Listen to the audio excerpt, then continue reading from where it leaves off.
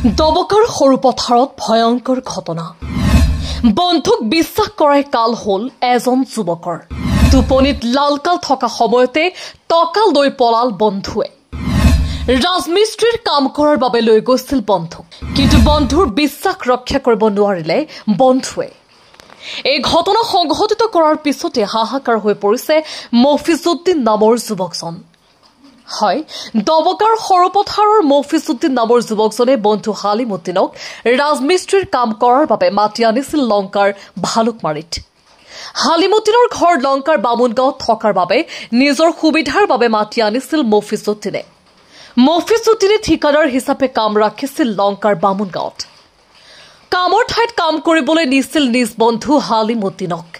দুই এদিন ঠিকে থাকে কাম কৰি গৈছিল যদিও হঠাৎ টকাৰ লোভ সামৰিব নোৱাৰিলে হালিমে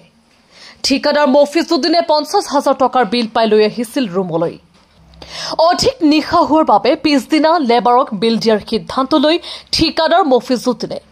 শ্ৰমিকক দিবলৈ ৰখা ৫০,০০০ টকা লৈ পলায়ন কৰে হালিমে তাৰ পিছৰে পৰা বৰ্তমানলৈকে কোনো খা খবৰ পোৱা নাই হালিমৰ যদিও বৰ্তমান ফোন কৰিলে হালিমৰ পত্নীয়ে ফোন উঠাই বিভিন্ন ভয় ভাবুকি দিয়ে মফিজক যাৰ বাবে আৰক্ষীৰ কাষ চপাৰ সিদ্ধান্ত লৈছে মফিজে যদি এই ফটোত থকা যুৱক হালিমুদ্দিনক কৰবাত দেখা পায় তেন্তে গতাই দিয়ক আৰক্ষীক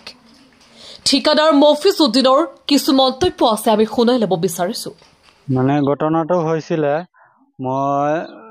আজি ৩-৪ দিন আগত মানে ঘটনা মালিকে খন্দিয়া মানে আমাৰ বিল দিছিলে ৫০,০০০ টকা ৰুমত আহি ভাত চাত বনাই খাই কিনি ৰাতি ১টামান বজাত গৈ টোপনিত গৈছো আৰু ৰাতিপুৱা ৪টামান বজাত উঠি দেখিছো সি নাই মানুহটো লগত নাই বিল্ডিঙৰ কাম কৰো বিল পাইছিলো মানে বিল পোৱাৰ পিছত ৰাতি হৈ গৈছে যে এইটো কাৰণে মানে লেবাৰক মই বিলটো দিয়া নাই ভাবিছো ৰাতিপুৱা দিম ৰাতি আৰু বিল কৰি লাভ নাই জামেলা কৰি বহুত ৰাতি হৈ গ'ল বজাৰৰ পৰা আহোঁতে ৰাতিপুৱা কালি বিলটো কৰিম বুলি ভাবিছো কৰাৰ পিছত ৰাতি ৪টামান বজাত উঠি দেখিছো মানুহটো নাই মই ওলাই কিনি দেখিছো ১ টকাও নাই ১ টকা ২ টকা খুচা ৫ টকা এনেকুৱা খুচৰাও পইচা আছিলে মানে ১ টকা এটা থোৱা নাই পাছত চব লৈ গ'ল যিমান আছিলে চব লৈ গ'ল মানে তাৰ ফটো আছে তাৰ ফটো মোৰ তাত আছে মোবাইলতো আছে নাম্বাৰ আছে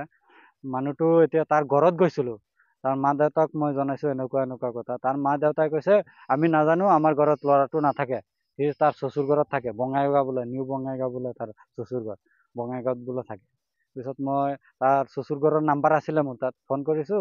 কৈছে যে বঙাইগাঁও গৈছে মানে তাৰ মোবাইলত ফোন কৰিছো সি ৰিচিভ কৰা নাই ফাৰ্ষ্টত 2 দিন মোৰ তাৰ মোবাইলটো চুইচ অফো আছিলে তাৰ দেউতাক মই কৈ আহিছো মই কেছ দিম বুলি